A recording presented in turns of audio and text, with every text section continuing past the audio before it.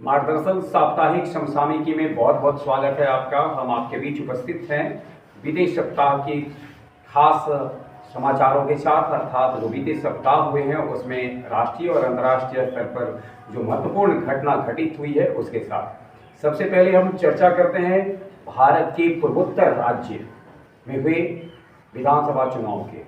होली से पहले भगवा मैं हुआ कह सकते हैं भारत का पूर्वोत्तर राज्य, जहां 3 राज्यों में चुनाव हुए, त्रिपुरा, मेघालय, नागालैंड, और तीनों ही राज्य में चांदी रही भारतीय जनता पार्टी की। त्रिपुरा में वापस सत्ता में लौटने में सफल रही है भारतीय जनता पार्टी। त्रिपुरा जो 60 सदस्यीय विधानसभा सीट वाला विधानमंडल है वहाँ, उसमें बीजेपी और indigenous peoples front of Tripura और बीजेपी का अलायंस था। दोनों के हिस्से में 33 सीट आए हैं। अगर इंडिविजुअल बात की जाए भारतीय जनता पार्टी की त्रिपुरा में, तो उनका परफॉर्मेंस काफ़ी अच्छा रहा है। 32 सीट इन्होंने प्राप्त किया है, और माफ करेंगे 35 सीट कुल आया है, जिसमें 32 सीट बीजेपी को आया है। वही मेघालय की बात करेंगे तो मेघालय में बीजेपी और का गठबंधन एनपीपी के साथ था, नेशनल पीपुल्स पार्टी के साथ, और वहाँ बीजेपी को 2 सीट प्राप्त हुए हैं। वही उनके गठबंधन में जो दल रहे हैं एनपीपी, उनको 26 सीट प्राप्त हुआ है। बहुमत से थोड़ा सा दूर है यह गठबंधन, अर्थात वहाँ एक त्रिशंकु सरकार की संभावना बन रही है। वही नागालैंड में भारतीय जनता पार्टी और NDPP Naga party, nationalist democratic progressive party, एक बार फिर से सुने, Naga party, nationalist democratic progressive party और भारतीय जनता पार्टी का गठबंधन रहा। भारतीय जनता पार्टी को वहां 12 सीट प्राप्त हुई, और इस प्रकार से नागालैंड के इतिहास में पहली बार ऐसा हुआ है जब भारतीय जनता पार्टी ने 2 अंकों का आंकड़ा राज्य विधानसभा चुनाव में क्रॉस किया है। तो इस तरीके से देखा जाए तो भारतीय जनता पार्टी की स्पष्ट सरकार बन रही है, बहुमत की सरकार बन रही है त्रिपुरा और नागालैंड में भारतीय जनता पार्टी गठबंधन की, और मेघालय में उसका गठबंधन सबसे बड़ा गठबंधन बनकर के उभरा है। तीनों में संभावना है भारतीय जनता पार्टी और उसके गठबंधन की सरकार होगी। इस प्रकार से अगर देखा जाए तो 8 राज्य जो पूर्वोत्तर के हैं, इसमें 7 राज्य अब ऐसे हो गए हैं जिसमें भारतीय जनता पार्टी या उसके गठबंधन की सरकार थी। ये खास बात सरकार है, ये खास बातें थी राज्य विधानसभा चुनाव के। वही एक नजर हम डालते हैं 2022-23 का एक रिपोर्ट आया है कि 22-23 में भारत की जो राष्ट्रीय राजनीतिक पार्टी है, इस पार्टी में किस पार्टी को कितना अर्निंग हुआ है, यानी कौन सी पार्टी कितना कमाने में सफल रही है पैसे के दृष्टिकोण से। भारतीय जनता पार्टी 1917 करोड़ रुपए का इनकम की कर पाई है। वही तृणमूल कांग्रेस के हिस्से 545 करोड़ मिले हैं। इंडियन नेशनल कांग्रेस को 541 करोड़, और मार्क्सवादी कम्युनिस्ट पार्टी को 162 करोड़, राष्ट्रवादी कांग्रेस पार्टी को 75 करोड़, बहुजन समाज पार्टी को 43 करोड़, भारतीय कम्युनिस्ट पार्टी को 3 करोड़, और नेशनल पीपल्स पार्टी एनपीईपी को मिला है, प्राप्त हुआ है 47 लाख। इस प्रकार से यह देखा जा सकता है कि भारतीय राष्ट्रीय कांग्रेस, इंडियन नेशनल कांग्रेस से ज्यादा आय 2022-23 के दौरान तृणमूल कांग्रेस को हुआ है। अब इससे समझा जा सकता है कि भारतीय राष्ट्रीय राजनीति में कभी शीर्ष पे समझे जाने वाली कांग्रेस की हालात कैसे हो गए हैं, आर्थिक रूप से भी और परफॉर्मेंस के रूप से भी। ये खास है। अब स्वागत करते हैं पूजा और माही का। पूजा, आपके पास क्या रिपोर्ट है? केंद्रीय रिजर्व पुलिस बल अपना 84वां स्थापना दिवस समारोह छत्तीसगढ़ के बस्तर जिले में आयोजित किया गया। केंद्रीय गृह मंत्री अमित शाह 19 मार्च को बस्तर जिला मुख्यालय जगदलपुर में आयोजित होने वाले कार्यक्रम के मुख्य अतिथि के रूप में होंगे। मुंबई के चर्च गेट रेलवे स्टेशन की जल्द ही चिंतामणिनाथ देशमुख स्टेशन करने की घोषणा की गई है। पूर्व आरबीआई के गवर्नर और केंद्रीय वित्त मंत्री सीडी देशमुख के नाम पर चर्च गेट और केंद्रीय वित्त मंत्री सीडी देशमुख के नाम पर चर्च गेट और रेलवे स्टेशन का नाम परिवर्तित कर चिंतामणिनाथ देशमुख स्टेशन की घोषणा की गई। इस प्रकार से सीडी देशमुख यानी चिंतामणिनाथ देशमुख के नाम पर मुंबई का जो चर्चित रेलवे स्टेशन है चर्च गेट, गौरतलब हो पश्चिमी रेलवे का मुख्यालय भी है चर्च गेट, और उसका नामकरण नया हो रहा है। सीडी देशमुख के नाम पर। जी, भारत के नियंत्रक महालेखा परीक्षक कैग गिरीश चंद्र मुर्मू को 4 साल की अवधि 2024 से लेकर 2027 तक के लिए जेनेवा में अंतर्राष्ट्रीय श्रम संगठन के बाह्य लेखा परीक्षक के रूप में चुना गया। इंटरनेशनल लेबर ऑर्गेनाइजेशन जिसका मुख्यालय जेनेवा है, उसमें 2024 से लेकर के 2027 ईस्वी तक भारत के नियंत्रक महालेखा परीक्षक कैग गिरीश चंद्र मुर्मू जी हैं और उनको बाहरी लेखा परीक्षक के रूप में चुना गया है। अंकित गुलिया ने मिस्र के अलेक्जेंड्रिया में इब्राहिम मुस्तफा रैंकिंग श्रृंखला में कांस्य पदक जीता। अंकित गुलिया एक भारतीय ग्रीको रोमन पहलवान है। अंकित गुलिया जॉर्जिया के ओतार अब्दुल दले ने 9-0 से हार गए। ऑस्ट्रेलिया ने आईसीसी महिला T20 विश्व कप 2023 का खिताब अपने नाम किया। 26 फरवरी को ऑस्ट्रेलिया ने केप टाउन में खेले गए फाइनल मैच में दक्षिण अफ्रीका को 19 रन से हराया। ऑस्ट्रेलिया छठी बार महिला T20 महिला विश्व कप अपने नाम किया। इस प्रकार ऑस्ट्रेलिया और अफ्रीका के बीच हुए T20 विश्व कप 2023 का खिताब ऑस्ट्रेलिया के हिस्से गया है और ऑस्ट्रेलिया छठी बार इस खिताब को अपने पास लाने में सफल रहा है। यूएस चैम्बर ऑफ कॉमर्स की नवीनतम अंतर्राष्ट्रीय आईटी इंडेक्स रिपोर्ट में भारत को 55 देशों में से 42वें स्थान पर रखा गया है। यह हर वर्ष जारी किया जाता है। इसमें दुनिया की 55 प्रमुख इकोनॉमी आईटी अधिकारों के संरक्षण का मूल्यांकन किया जाता है, जो ग्लोबल जीडीपी के लगभग 90% का प्रतिनिधित्व करता है। यूएस चैम्बर ऑफ कॉमर्स के जो रिपोर्ट आए हैं उसमें भारत को मिला है 42वां स्थान। गौरतलब हो ये 55 देशों के आधार में मान लेकर ये तैयार किया गया है। लेफ्टिनेंट जनरल RS रीड ने गुणवत्ता आश्वासन महानिदेशक के रूप में पदभार संभाला है। 1986 बैच के अधिकारी लेफ्टिनेंट जनरल रीड भारतीय सैन्य अकादमी देहरादून के पूर्व छात्र। भूटान के प्रेस जिम्मे नामग्याल वांगचू देश के पहले डिजिटल नागरिक बन गए हैं। जिम्मे नामग्याल वांगचू महज 7 साल के हैं और वे देश के पहले डिजिटल नागरिक हैं। जिम्मे नामग्याल भूटान के राजा जिम्मे नामग्याल वांगचू और रानी जेक्सन पेमा के उत्तराधिकारी और सबसे बड़े बेटे हैं। गौरतलब हो भूटान में राजवंश और वहाँ जिग्मे नामग्याल वांगचुक के युवराज जिग्मे नामग्याल सबसे पहले डिजिटल नागरिक बन गए हैं और महाजन की उम्र 7 साल है। भूटान के आने वाले राजा हैं। हॉकी मध्य प्रदेश फाइनल में हॉकी महाराष्ट्र को 5-1 से हराकर 13वीं हॉकी इंडिया सीनियर महिला राष्ट्रीय चैंपियनशिप 2023 का चैंपियन बना है। वहीं हॉकी झारखंड ने हॉकी हरियाणा को हराकर तीसरा स्थान हासिल किया।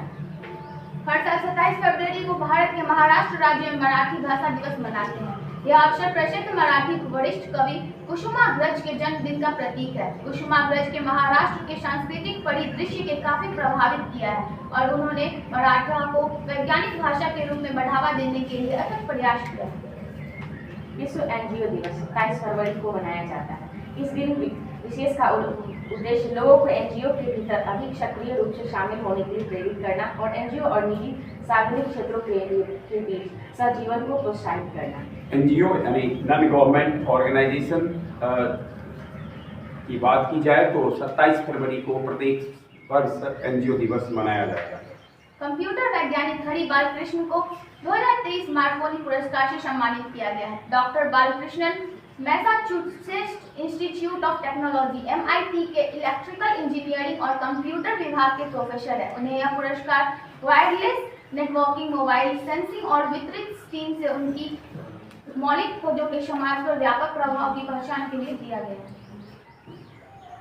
शैलेश पाठक को federation of India chambers of commerce and industry FICCI का नया महासचिव नियुक्त किया गया है। उन्होंने 1 मार्च को अपना कार्यभार संभाला। फिक्की भारत का सबसे बड़ा और सबसे पुराना शीर्ष व्यापार संगठन। लियोनेल मेसी ने पेरिस सेंट जर्मन की मर्सीले पर 3-0 से जीत में अपने करियर क्लब का 700वां गोल किया। International federation of football history and statistics के अनुसार मेसी 700 करियर क्लब गोल करने वाले इतिहास में दूसरे खिलाड़ी बन गए हैं।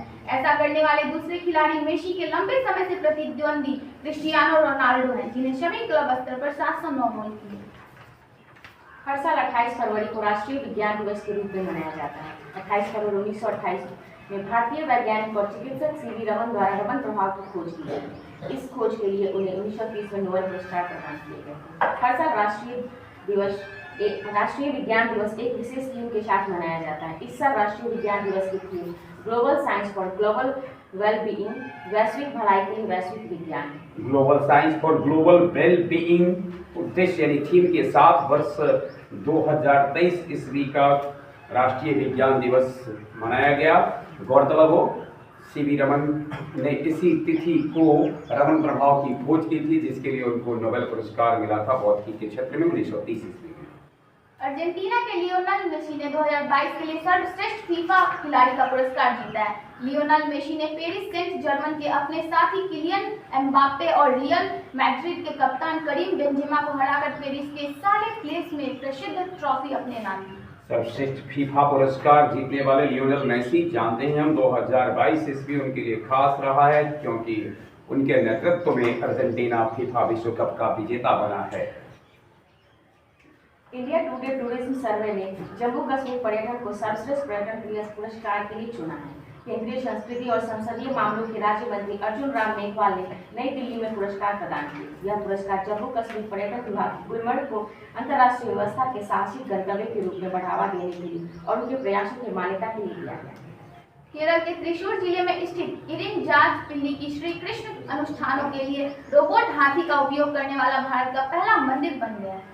केरल के त्रिकूट जिले में स्थित इरिंजापिल्ली श्री कृष्ण मंदिर है और यह रोबोट हाथी का उपयोग करने वाला भारत का पहला मंदिर बन गया है। जाने माने स्टॉक मार्केट कमेंटेटर और ट्रेंडिंग एनालिस्ट अश्विनी गुजराल का 52 वर्ष की आयु में निधन हो गया। अश्विनी गुजराल बाजारों में अपने तकनीकी विश्लेषण के लिए जाने जाते हैं और व्यापार समाचार चैनलों के लिए एक नियमित टिप्पणीकार।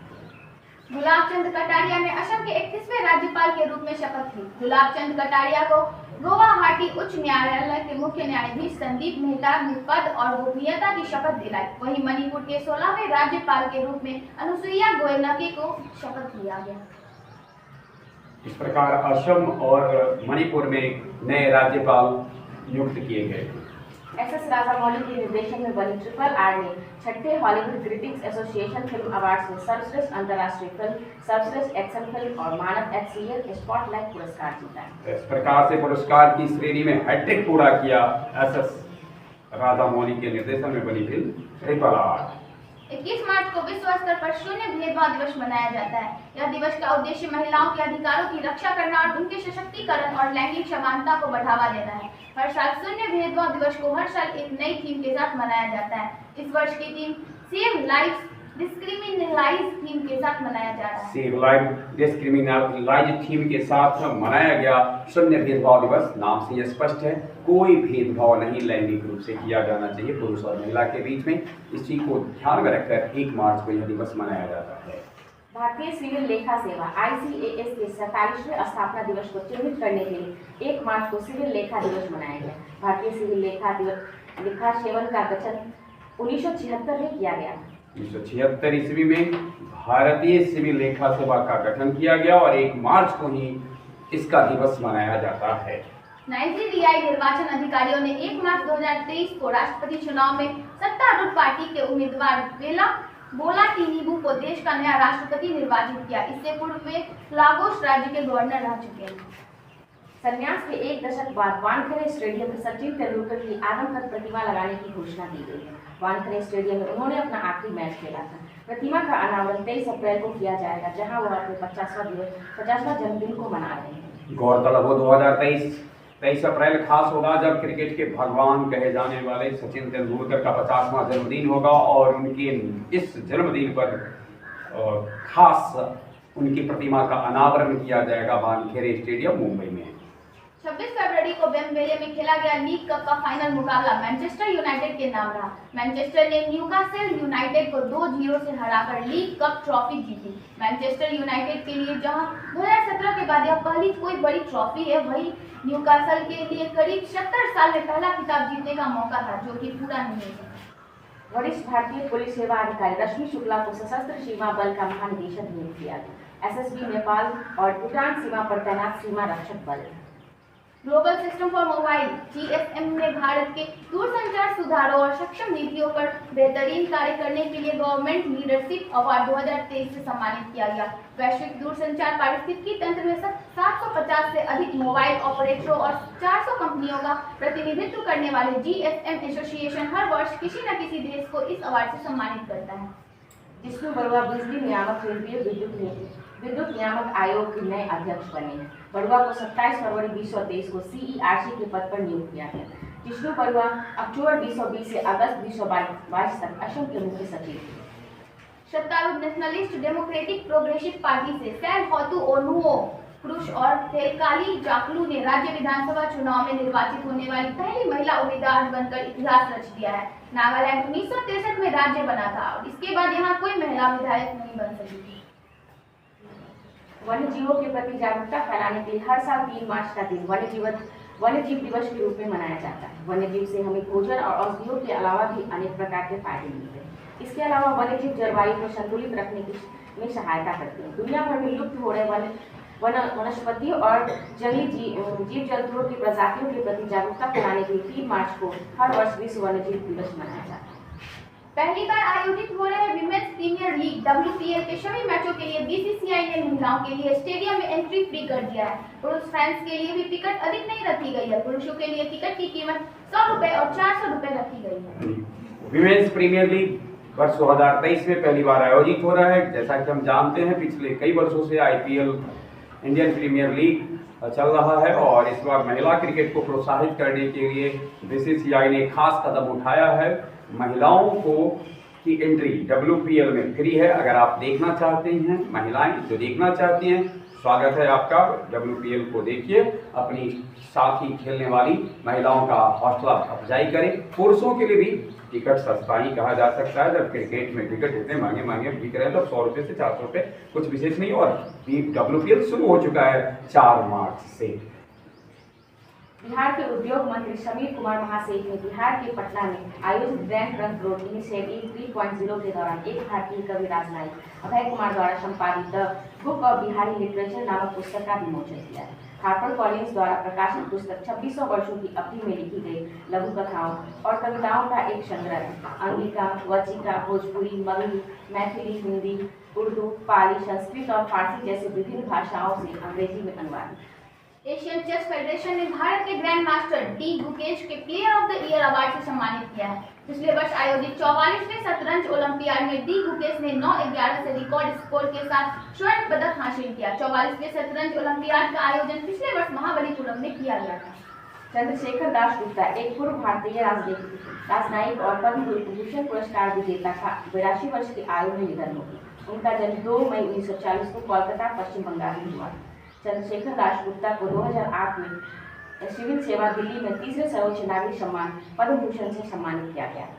भारत के स्टार ऑलराउंडर रविंद्र जडेजा ने इतिहास रचते हुए भारत के महान क्रिकेटर कपिल देव के साथ एक विशेष क्लब में शामिल हो गए हैं। बॉर्डर गवास्कर ट्रॉफी में भारत 4 मैचों की श्रृंखला में 2-0 से आगे रहा। भारत और ऑस्ट्रेलिया के बीच इंदौर में चल रहे तीसरे स्टेट के पहले दिन के खेले गए दौरान रविंद्र जडेजा इंटरनेशनल क्रिकेट में 5000 रन और 500 विकेट लेने वाले भारत के दूसरे खिलाड़ी बन गए हैं। ये कहानी तीसरे टेस्ट के पहले दिन के खेल की थी, लेकिन तीसरे टेस्ट के परिणाम भारत के पक्ष में नहीं रहे हैं और भारत उस टेस्ट को लूज कर चुका है। और अब बॉर्डर गावस्कर ट्रॉफी जिसका चौथा टेस्ट मैच 9 तारीख से शुरू होने वाला है, उससे पहले की बात की जाएगी तो भारत 2-1 से आगे से आगे चल रहा है, बढ़त बनाए हुए है। गौरतलब हो बॉर्डर गावस्कर ट्रॉफी भारत और ऑस्ट्रेलिया के बीच में खेला जा रहा है। इसका नामाकरण भारत के मशहूर बल्लेबाज उद्घाटक बल्लेबाज थे सुनील मनोहर गावस्कर और ऑस्ट्रेलिया के पूर्व कप्तान एलन बॉर्डर के नाम पर दिया गया है।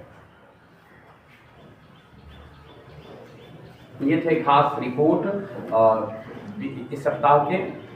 बने रहे हमारे साथ, फिर आपके बीच में उपस्थित होंगे अगले सप्ताह की होने वाली तमाम घटनाओं के साथ अगले रविवार। बहुत बहुत धन्यवाद।